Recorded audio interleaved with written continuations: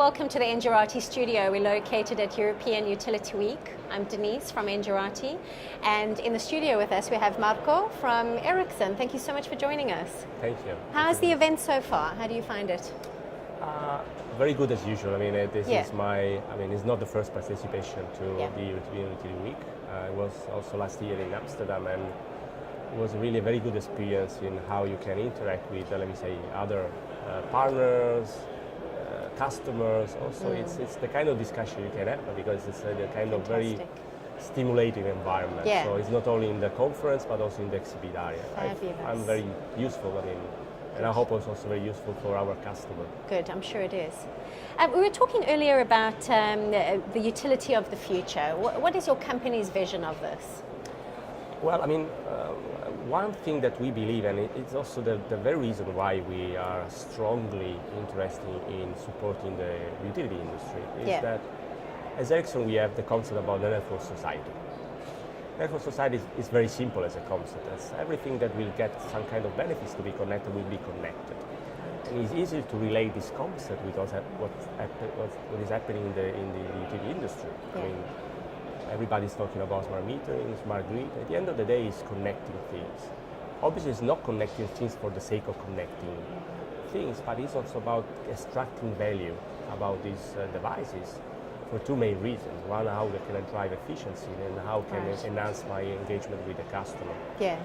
And we think that this is also a matter of, to some extent, of survival for the industry. I mean, we see that the industry is transforming quite deeply. Yes. I mean, it's some piece of the value chain that we were thought to be, let me say, kind of very profitable in only a few years ago are collapsing. If we talk about the bulk generation, this is very much what's happening. And we see large utilities are divesting this business.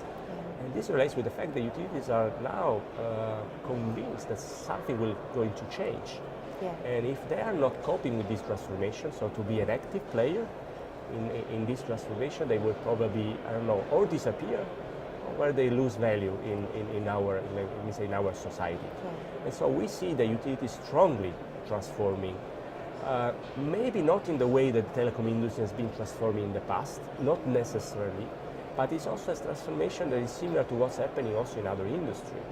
I mean, it's we see that probably, I don't know, the asset-intensive type of utilities. We're talking about distribution, transmission, and even generation to some extent. They need to use, let me say, the new technology and the fact that they are connecting things. And we talk about the IoT in a way that they can drive better efficiency, but not only that, but also how they can shorten the life cycle of their investment. Because now investment in utilities are 30 years long, which is maybe is not sustainable with the pace of innovation that is introduced in the utilities.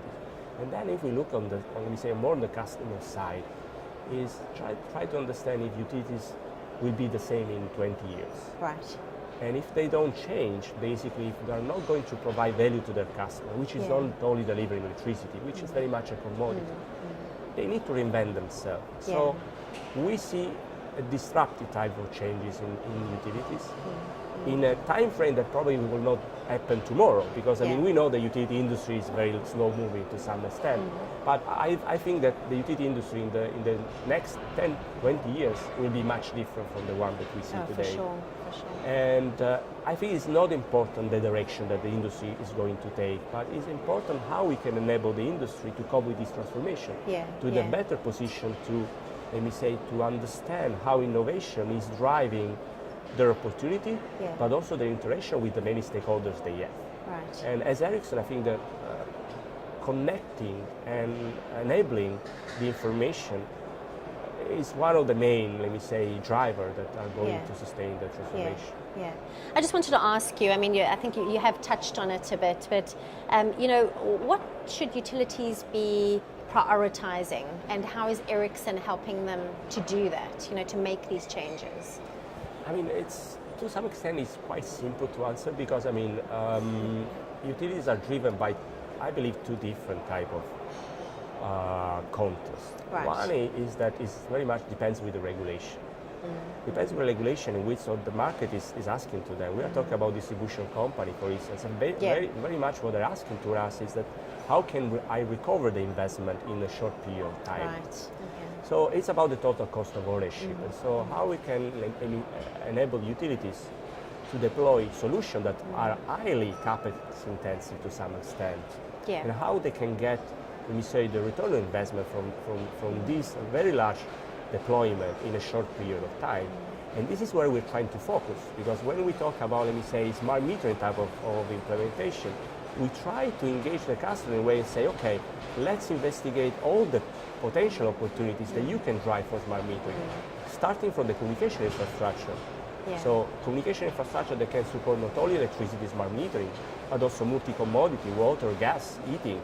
But how can I use this kind of communication infrastructure to also use information that are coming from different type of sensors in the grid? So this is about, let me say, enhancing the business case. And then it's about, okay, how can monetize this investment? And this is about the information, the value. So extracting information that now we are talking about big data, so large volumes of information, sometimes real-time information. For us, to some extent, it's business as usual, because we have observed that in the telco many years ago. Yes, of course. And so we try to bring to utilities this kind of expertise. So how can, let me say, optimize the return on investment? How can they reduce the total cost and ownership of their solution? But mostly, how can they monetize this deployment, these investments in a way that can drive value for the shareholders, but also value for the society? Because at the end of the day, most of utilities are driven by regulation and by the value they are bringing to the society. And then we have another part of the story, which is more on the retail part. And on the retail part, here we see dynamics that are very much similar to what we experience in the telco. And so we want to bring the kind of experience in a way that utilities can benefit from the lesson learned, and not to avoid the pitfall that some telecom operators have gone through. And it's about fighting for the customer, fighting for the content, fighting for the value. And this is not, let me say, a 100% story of success in the telco industry, as we know, because we know so many players that have entered into industry providing content, and let me say, to some extent, pushing some telecom operators more in the infrastructure management. With retailer, we want to bring platform a solution that allows to leverage, let me say, services that you can bring to the customer. Because maybe the future will not be selling kilowatt hours, will be selling 20 degrees or 24 degrees. In order to do that, you need to have more information. In order to do that, you need to engage the customer. Customer experience is also, let me say, one of the priority we want to bring into the industry. For sure. I mean, you were touching on quite a lot of opportunities that they are available. If utilities do this transformation properly. What challenges are these utilities facing?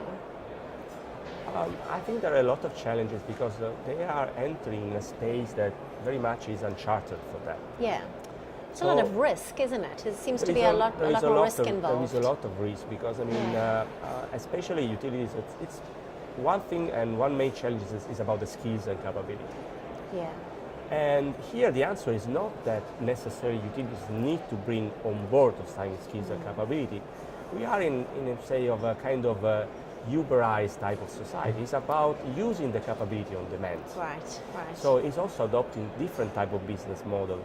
And this is a kind of something new for utilities, because the utilities has been used to, let me say, work in a very much restricted type of environment, using their own capabilities, building their own capability, insourcing the more and more.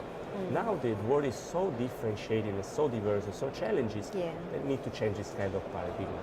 And can they learn a lot from the telecommunications industry? Well, I think that one major topic of discussion with utilities is about the standardization. And I think the standardization has been one of the main drivers that allows this, let me say, this business to be a global business. And allow also to bring, let me say, smartphones and communication to most everybody in this globe.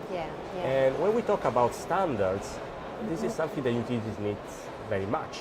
But then our challenge when we talk about communication is that how we can bring communication to utilities in order that can fit their needs. And one main topic is about the Internet of Things. We discuss about that, and we touch about the fact that as Ericsson, we are strongly investing in what we call 5G.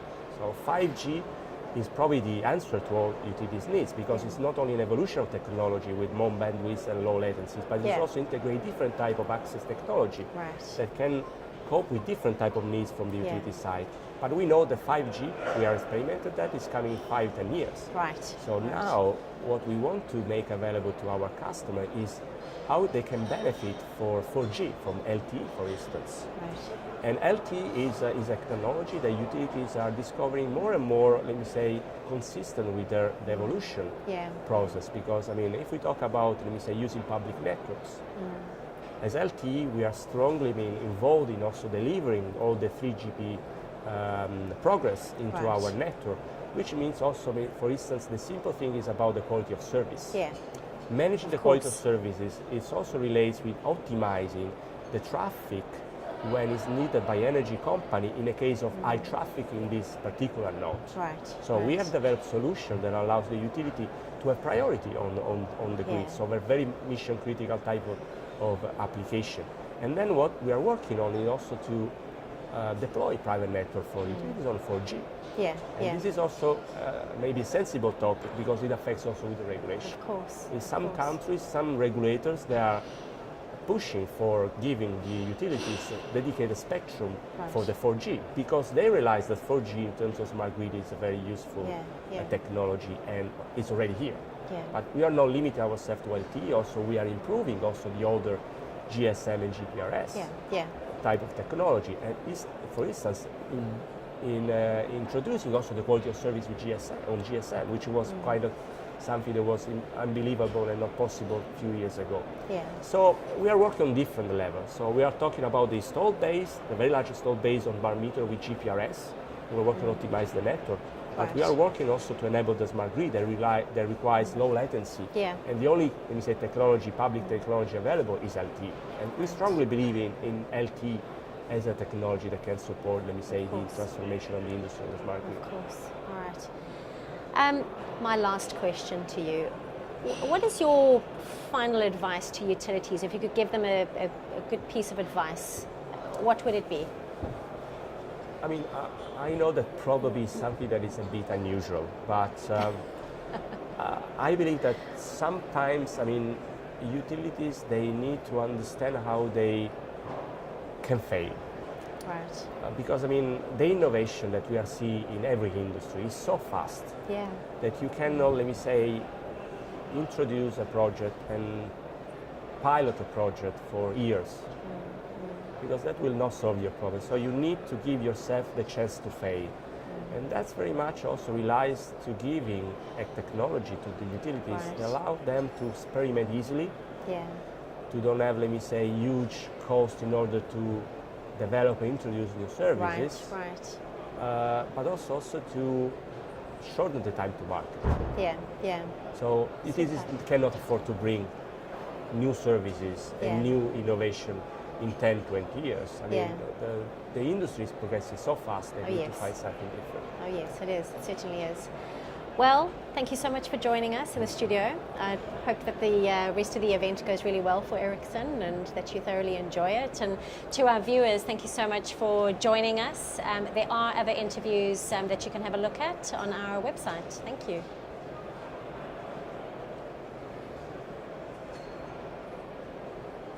Right.